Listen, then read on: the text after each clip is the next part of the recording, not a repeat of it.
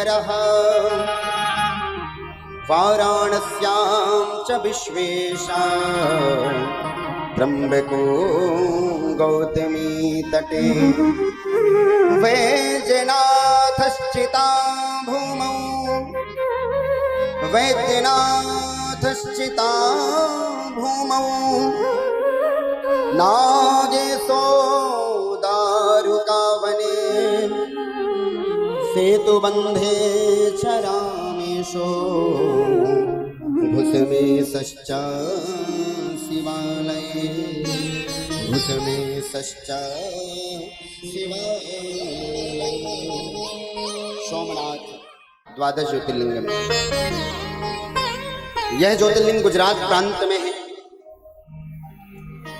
सौराष्ट्र क्षेत्र में जूनागढ़ के पास पैरावल के समुद्री तट में एक विशाल मंदिर है जो सोमनाथ भगवान का है। श्री सूत जी महाराज कहते हैं, ऋषिवरों,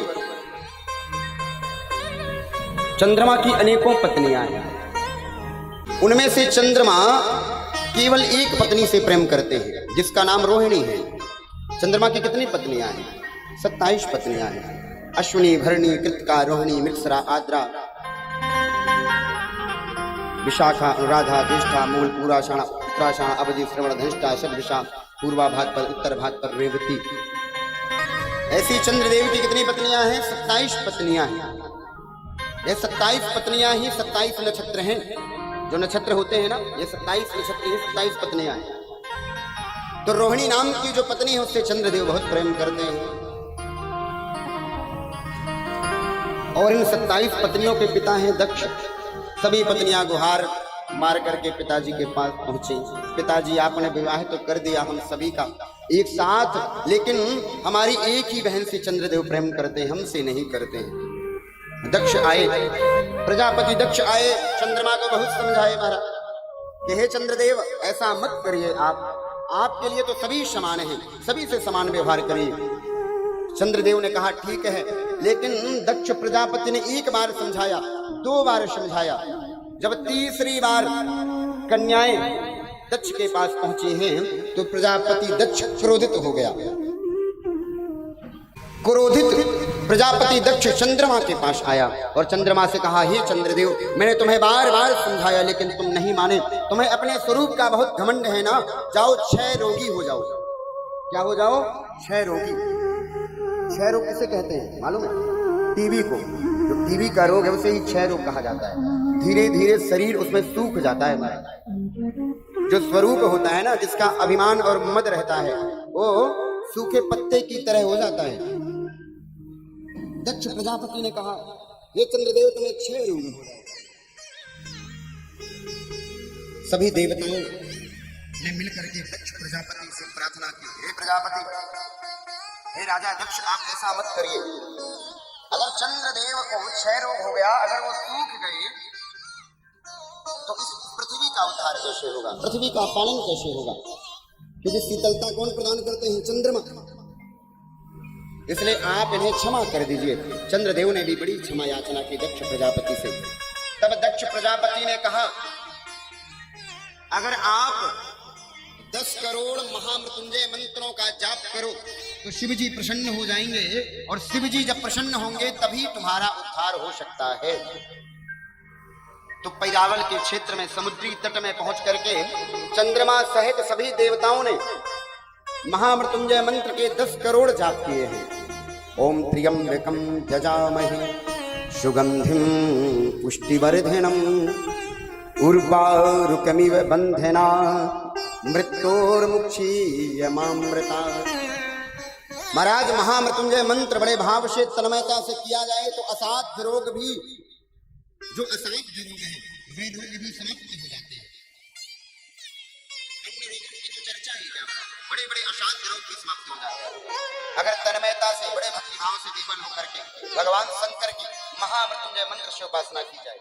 चंद्रशय समस्त देवताओं ने भगवान की दिव्य प्रार्थना करी और महामृत्युंजय मंत्र के 10 करोड़ जाप किए। प्रतिदिन शिवलिंगों का निर्माण करते, उनका पूजन करते, उनका यजन करते और जाप करते। 6 महीने में, कितने मास में? 6 मास में 10 करोड़ महामृत्युंजय मंत्र का जाप किया। भोले बाबा प्रसन्न हो गए। और प्रसन्न होकर के भोले बाबा देवताओं के सामने प्रकट हो गए। सांब सदाशिव ने कहा, हे चंद्रदेव, तुमने बड़ी उत्तम स्तुति की है, हमारी बड़ी तपस्या की है, बताओ क्या चाहिए। तब सभी देवताओं ने कहा कि दक्ष प्रजापति ने क्षय रोग का शाप दिया है, प्रभु आप इसे दूर करिए। तो भोले बाबा ने कहा, संपूर्ण दूर तो नहीं हो सकता है, लेकिन हम इतनी कृपा कर देंगे कि चंद्रमा की शीतलता उसको बरकरार रखेगी, अर्थात वह चंद्रमा शीतल रहेंगे। बढ़ते और घटते क्रम का आशीर्वाद चंद्रमा को दे दिया। अब कौन सा पक्ष चल रहा है? कौन सा पक्ष चल रहा है? कृष्ण पक्ष चल रहा है। तो कृष्ण पक्ष में चंद्रमा छोटा होता है, धीरे धीरे छोटे होते हैं, और अमावस्या के दिन संपूर्ण अंधकार में हो जाते हैं, क्षय रोगी हो जाते हैं। और शुक्ल पक्ष जैसे आता है, क्षय रोग धीरे धीरे दूर होता है, और पूर्णिमा को दिव्य चांद बन करके सुशोभित रहते हैं। ऐसा वरदान भोले बाबा ने दिया है। घटते और बढ़ते क्रम में वह रहते हैं। जब शिव जी प्रकट हुए तो समस्त देवताओं ने बड़ी प्रार्थना की, ऋषियों ने भी बड़ी प्रार्थना की, हे भोलेनाथ, आपने जगत के कल्याण के लिए यह अवतार धारण किया है, आप प्रकट हुए हैं, तो हे भोलेनाथ आप ऐसी कृपा करिए कि आप यहीं विराजमान हो जाइए। तो भोलेनाथ उन ऋषियों की, देवताओं की मन की अभिलाषा को पूर्ण करने के लिए सोमनाथ बन करके वहीं विराजमान हो रहे हैं। बोले सोमनाथ भगवान की जय। शिव सोमेश्वराय, शिव सोमेश्वराय, हर हर भोले नमः शिवाय। ओम सोमेश्वराय, शिव सोमेश्वराय,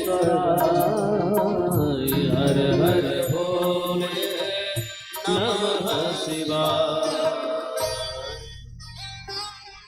सोमनाथ भगवान के मंदिर प्रांगण में एक मान्यता है, क्षय कुष्ठादि रोगाणाम नाशकम पूजनान मुने। जो भी भक्त वहां जाकर के उनकी पूजा कर लेता है और वहां पर जाकर के पवित्र जल में स्नान कर लेता है, उसके क्षय रोग अर्थात जो शरीर के जितने भी रोग होते हैं वह सब समाप्त हो जाते हैं। जो क्षय रोग है, कुष्ठ रोग है, शरीर में प्रकट होने वाले अनेकों रोग हैं, उनकी समाप्ति होती है। बोलिए सोमनाथ भगवान की जय।